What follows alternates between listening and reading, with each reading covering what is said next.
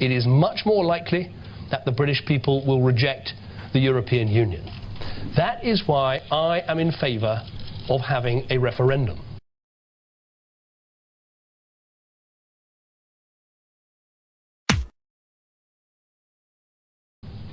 I believe in confronting this issue, shaping it, leading the debate, not simply hoping that a difficult situation will go away.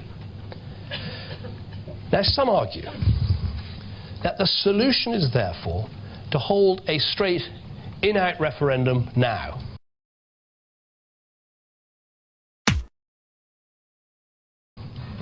Now, I understand the impatience of wanting to make that choice immediately, but I don't believe that to make a decision at this moment is the right way forward.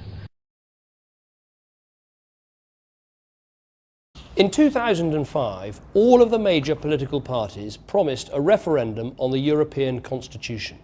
Why does this matter? Why do we need a referendum, and why do we need one now?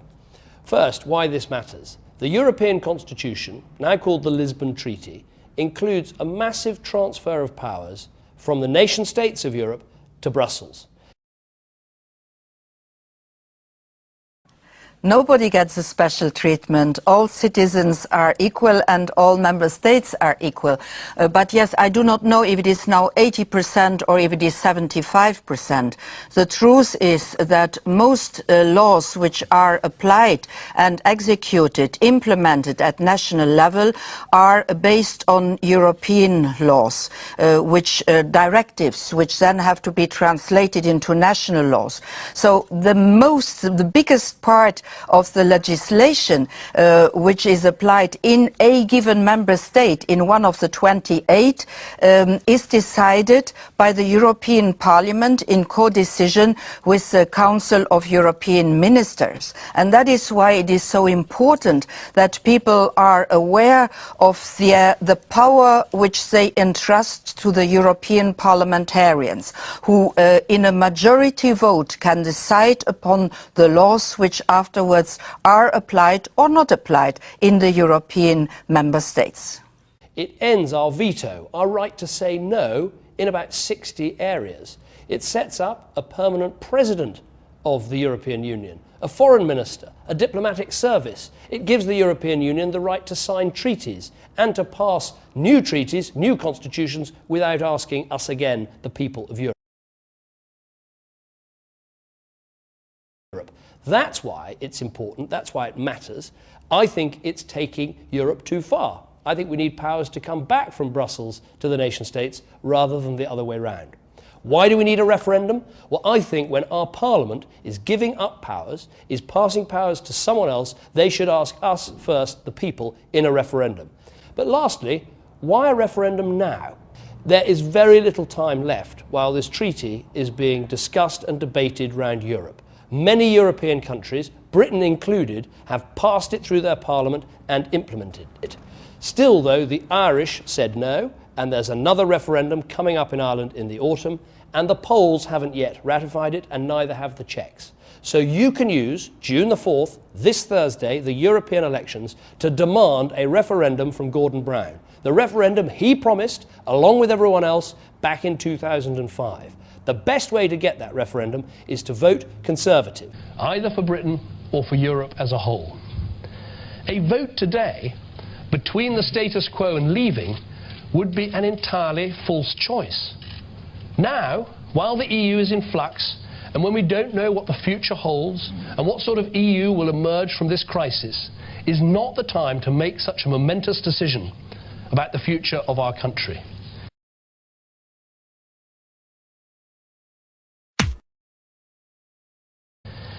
It is wrong to ask people whether to stay or go before we've had a chance to put the relationship right.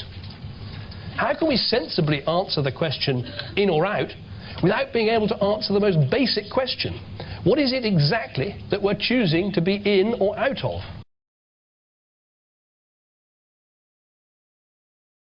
Are the European Union and its common currency facing a crisis? What can and should be done? The EU is planning a new treaty called the European Stability Mechanism, or ESM, a treaty of debt. Members of Parliament all have access to the draft legislation. The authorized capital stock shall be 700 billion euros. Question: why 700 billion? Where did that number come from? And by whom and on what basis was it calculated? ESM members hereby irrevocably and unconditionally undertake to pay on demand any capital call made on them within 7 days of receipt of such demand. Question: nothing really. That part is clear. If the ESM needs money, we have 7 days to pay. Taking normal bank processing times into account, that means we have 4 days to write a check. But what does irrevocably and unconditionally mean?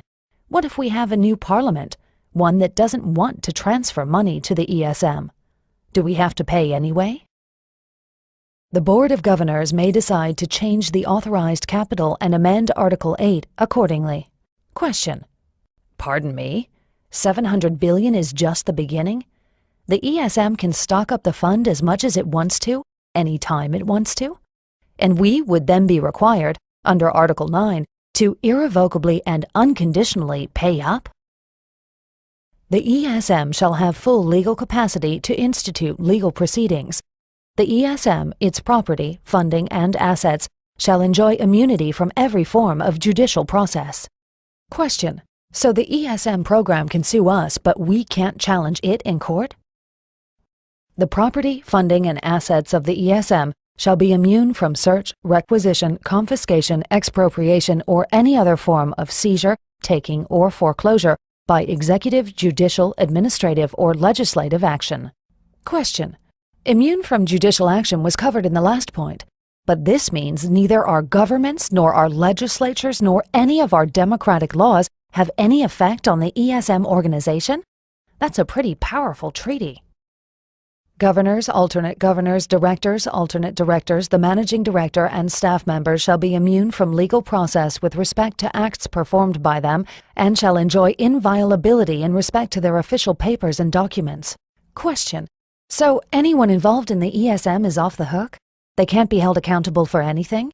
And does the inviolability of their papers mean we can't destroy them, or that we won't even be allowed to see what's been written? The treaty establishes a new intergovernmental organization to which we are required to transfer unlimited assets within 7 days if it so requests. An organization that can sue us but is immune from all forms of prosecution and whose managers enjoy the same immunity. There are no independent reviewers and no existing laws apply. Governments cannot take action against it. Europe's national budgets in the hands of one single, unelected, intergovernmental organization? Is that the future of Europe? Is that the new EU? A Europe devoid of sovereign democracies? Is that what you want? Today, we are publishing the bill, the parliamentary bill that could go through Parliament right now to give us that referendum in the autumn when the Irish hold theirs. That's what should happen. This is being done in your name. Don't you think all of us should have a say in the referendum that we were promised? When the House of Commons votes, as it now will, on a referendum on Europe, you will be voting for a referendum? No. The European Union that emerges from the Eurozone crisis is going to be a very different body. It will be transformed, perhaps beyond recognition, by the measures needed to save the Eurozone. We need to allow some time for that to happen and help shape the future of the European Union. So when the choice comes, it will be a real one. A real choice between leaving or being part of a new settlement in which Britain shapes and respects the rules of the single market.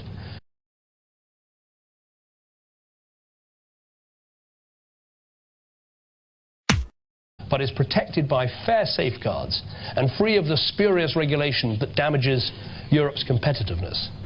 A choice between leaving or being part of a new settlement in which Britain is at the forefront of collective action on issues like foreign policy and trade, and where we leave the door firmly open to new members.